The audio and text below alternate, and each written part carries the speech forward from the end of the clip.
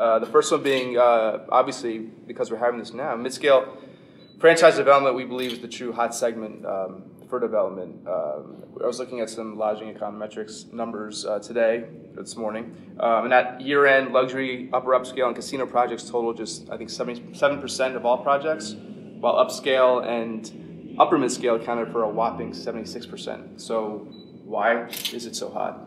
What's going on that's making it that way? Financing. I mean, that's the key right now. Based on what we went through, the amount of equity that you need, typically now it's 30-40% equity that you need on a project. A lot of developers are looking at this mid-scale segment and even upper economy segment from a standpoint, because it allows them to continue to increase and get into markets where, quite frankly, they couldn't get into and get the financing. Also, just the economics, return on investment. It's hard to compete with what's happening in the mid-scale brands. Yeah, if you look at most of the hotels today that are built in the mid-scale is predominant, and you can't keep those developers down. So the fact that there hasn't been a lot of financing over the last few years, I think what you're seeing now is they're just anxious to get back in. So this is where you're going to see new development, especially in the mid-market. And quite frankly, where you're seeing some of it, it is regionalized in some cases. You see it in specifically the natural gas plays. So you see them in the Dakotas, you see them in Ohio, you see them in Western PA, you see them in Texas. They're able to drive rate no matter what. So even if they build something, if you build something even a little bit more lavish, the cash-on-cash return is not going to be as good as if you put something in the mid-scale scale. Yeah, and if you look at the mid-scale brands too, I mean, there's a ton of them. I mean, look at every brand here, plus the ones that aren't here, and it's the vast majority of it's mid-scale. And Gus is right. The hot areas are the. Can you say it again? Well, Gus is correct. But those are the hot areas, and for us, Canada, Western Canada, Alberta, and parts of BC, and now Saskatchewan are red hot, and new construction is fueling that for us. We're in the United States. New construction is still down for us. 5 years ago, 66% of what I did was new construction, and that was mostly Texas-based, Florida-based. Now it's still only 30% because financing is still not there, back to the original point. But it is easier to get capital when you can for a conversion or for an acquisition in that 5 to 10 range, as opposed to walk down the street and now you're looking at 30, 45. Now you'll get a nice return on the 30, 45 down the street because of the occupancies and the rate, but who has the cash to put down? But also from a guest perspective, I mean, it offers a great value proposition for the guests, because you have those economy travelers who say, I can trade up, pay a little bit more and trade up to that economy space. And you have the upscale guests that say, hey, these mid-scale brands are evolving, right? That line is getting more blurred between mid-scale and upscale. So those upscale travelers will begin to trade down and save on the rate side and have a comparable experience. So from a consumer standpoint, it's offering great value.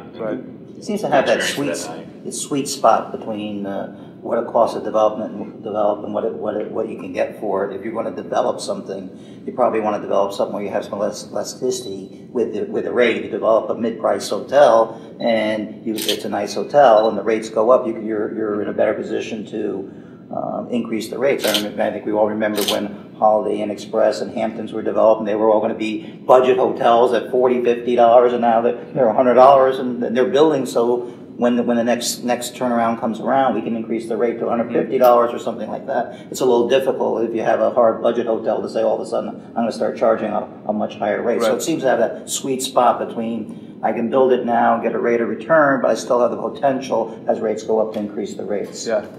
Well, one point that I wanted to make was that as far as the oil areas and things like that, we're building in small markets that no one else would build in. And they were just markets that need hotels, and in the past, nobody would do it. What's an example then of one? Durant, Wisconsin. I know well. Yeah. My third home there. The hotel has great occupancy. It's a 31-unit property, very nice property. And what's the demand generator there? There's one large corporate entity, and then there's also some sand mines that for the actual oil areas. Oh, okay. The sand that they're pumping into the oil areas, and then just leisure, everything. It's a 31 unit property. You can sell 20 rooms every night and be doing extremely well. Well, you come in and own the market. These small little locations, 5 to 10,000 people. You come in with the shiniest, newest property in town, and some of the older, tired properties that are out there, they're just not going to work. They're just not going to work. And when you've got 31 rooms, it's tough because you can't go in there with a 75 roomer. It's just not going to work. So therefore, the major brands don't work for you either, because you can't generate a franchise return off a 31-room property as a franchisor. So these smaller markets actually really do work if you have the right product and you're in these smaller markets. Well, you can't be charging a percentage of the revenue as well. Right. You charge a flat fee. Yeah, but that's the difference. And he makes a good point, only to the point where if you're doing one.